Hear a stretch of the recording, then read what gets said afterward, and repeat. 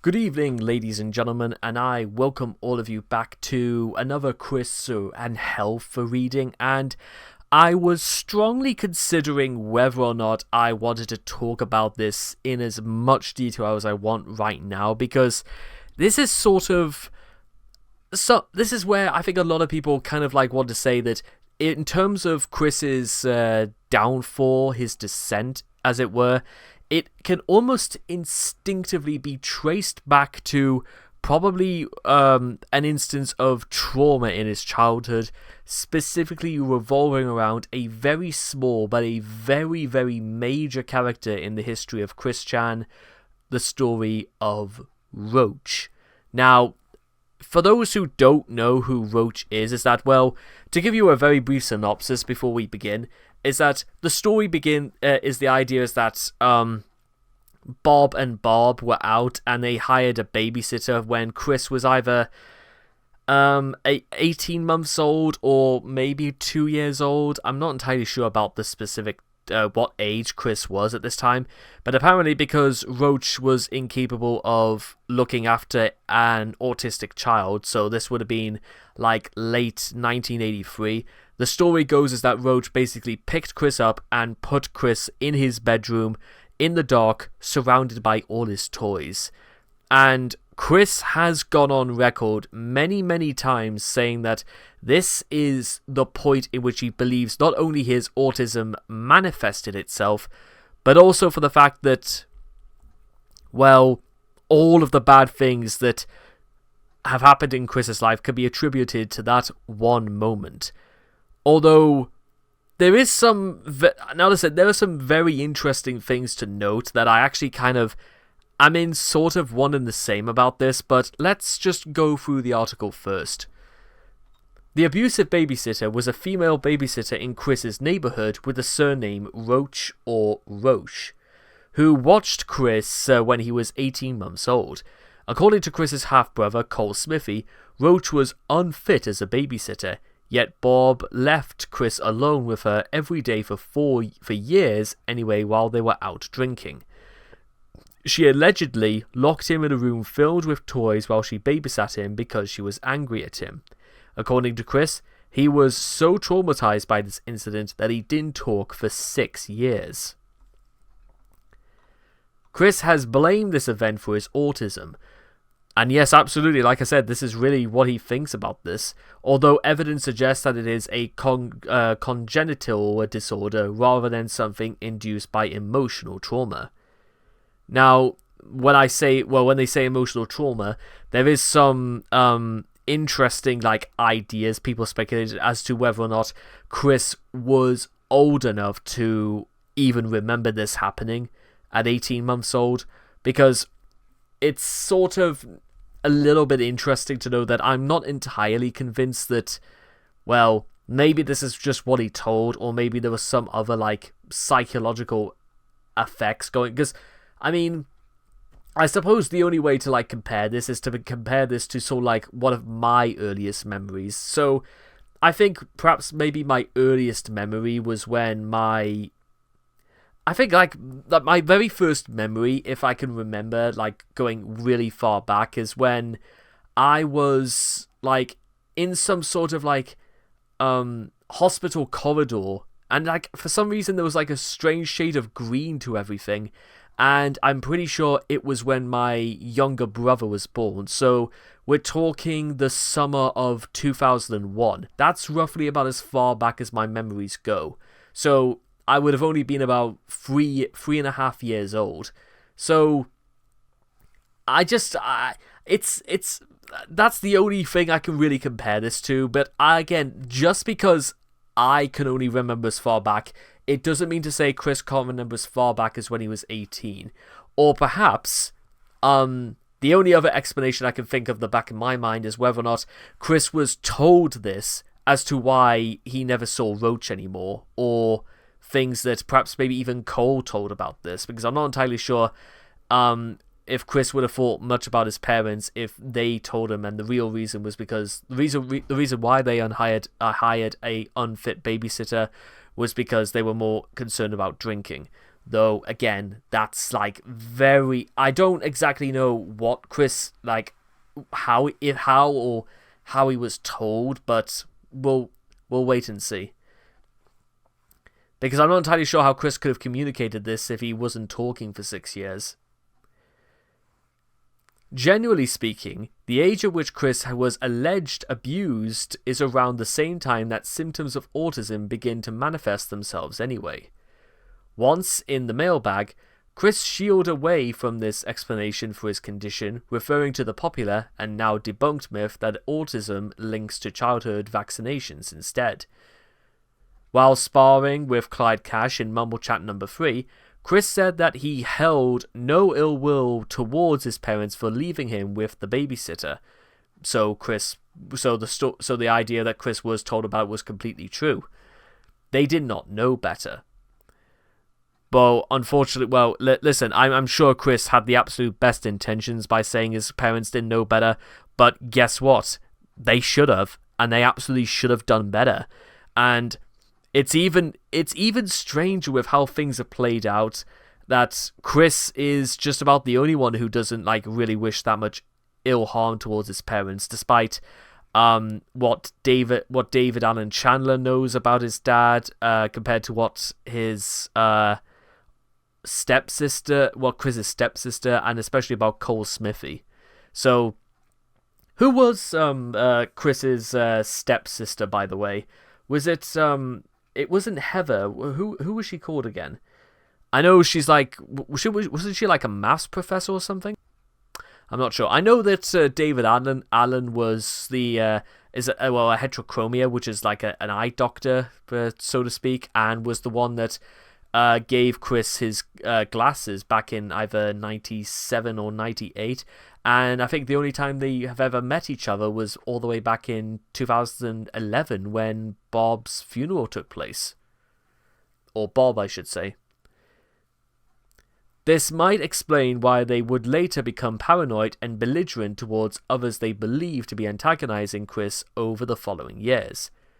The irony of it all is that, after all this, Chris spent much of his life willingly locking himself in a room filled with toys, and for days on end instead of merely hours. More ironic still is that the same was true for much of the jail saga, only Chris did not have his toys to accompany him. Instead, you could literally say the room full of toys manifested, and it was instead Chris himself was the room and everything else was locked in with him. Though I think that's going a little bit too far, and again, trying to find like artistic merits in these sorts of discussions is not particularly a good idea, in my opinion. But then again, this isn't meant to be construed as like a professional diagnosis of childhood trauma. It's just going over this very interesting and pretty relevant story in the history of Chris. How Chris even knows that this happened in the first place, given his very young age when this allegedly happened, is a mystery. It's possible that the babysitter had aired for her frustrations when Chris to Bob or Bob, and they eventually told Chris himself when he got old enough, assuming that, knowing Bob, it was an entirely made up in order to deflect from parental negligence, of course, and he believed it ever since. Mind you, with that being said, if they were lying, then why did Cole Smithy just straight up tell Chris that he was just left alone while they were out drinking? That's the thing as well. Why exactly... I believe the idea that Chris was left alone with a babysitter, because why, if Cole Smithy was so adamant because we know of Cole Smithy's hatred of his mother, then why would, it's a little bit more interesting, I suppose, because you wonder why exactly Chris really was like so open to knowing, and maybe just because of Chris's autism. It's sometimes like when it's like a question of autism, it's you can understand probably because Chris doesn't want to hold ill will towards his parents. And listen, it's perfectly fine, absolutely, to forgive people in circumstances like these, and it's not that I don't blame Chris for forgiving, but is it like, I know it's like, if it's a question of right or wrong, you know what, it should be on Chris's But it's not on Chris to say that his parents should have known better. His parents should have known better. It's not a question of Chris trying to make excuses for his parents, if that makes sense. So Chris isn't really in the wrong, but I'm wondering if he understands the ramifications of when he just decides to forgive people. I mean, yes, we know Chris's experience was his own, and the circumstances not only around the age of how old he was when this happened, and also about the fact that, well, what Chris was to Bob and Bob in the first place. It was basically their chance to try again with a fourth child. I don't know. I don't know, Laser. I must be honest. I don't know, because it's anyway. Let's just move on. References by Chris. The earliest reference to the abusive babysitter is in the Song of Christian videos from 1998. There, Chris explained the basics of the story and pegged her as the cause of his autism. I had a babysitter, but she was kind of a mean babysitter. Anyway, one day she was on her phone, and I came up to her. I came up with her and said something, and she was kind of angry at me because I interrupted her phone call, and she locked me in a room full of nothing but toys, and she just locked me in there. And I was very lonely, so I just sat there and cried, and that's how my autism began, thanks to an evil babysitter. Chris mentioned her in passing in Chris Chan's public announcement, the initial response to his Encyclopedia Dramatica page in November of 2007, although in this instance he didn't directly link the babysitter to his mental handicap. So, whether you want to, so that kind of debunks the idea that Chris can blame it for his autism ever since, because if he didn't think worth mentioning here, then especially on something like this, then what sense would it make to reference it later on, when that could immediately be debunked because Chris is changing his story. In an IRC chat from October 2008, a troll pumped Chris for information about the babysitter, but Chris didn't offer anything new. When asked for details on what she did so that he considered abusive, Chris replied, "Only locked me in a room all alone by myself, no one else around in the room." In a mumble chat from February 2009, Chris clarified, "I was born autistic, but the babysitter who locked me used that room to bring it out." Whatever that means. When chatting with Sarah May in March 2000, I think I can sort of... I think what Chris is trying to get out of this is the idea that sort of some ideas about what some people associate with autism could have manifested in regards to the fact that, well, Chris grew an obsession to things that were looming all around him. And maybe, possibly, that's what he grew accustomed to say that the things around him were just as much a part of his identity now as he was with autism. That's possibly what I think he means by this. When chatting with Sarah May in March 2009, Chris again held his parents blameless, shouting they did not know she was abusive until it was too late. Chris's Wikipedia user page from the spring of 2009 tells much of the same story as the Song of Christian video, albeit in not so many words. In that case, he referred to her by name. While being babysat by a woman in my neighborhood whose last name was Roach, she was angry for some reason, so she locked me all by my lonesome, and it was at the age of 1.5 years I stopped talking. The abusive babysitter was incorporated into the ridiculous ghost story that Jenkins Jinkies told the Trolling Train in August of 2010. On the 3rd of September 2013, Chris published a list of on Facebook that starts with the incident. Roach, woman, reside in Yellow House on Westwood Drive in Greenlee subdivision in Ruckersville, Virginia. Locked me in a room all alone with nothing but toys. Initiated my speak stopping at 1.5 years. Now, completely unbeknownst to me and stuff like that, I don't really think there's anything else about this, because I certainly don't think that does Roach even still live in Ruckersville, Virginia? I don't know. Does she like even stay? Is she even in the same state in Virginia? I don't know. I don't exactly know where Chris could have. Probably Chris was lied to about where she was or stuff like that. Because to be honest, well, because if Chris really knew where Roach was, I'm pretty sure Chris would have some not very nice things to say about her to all this.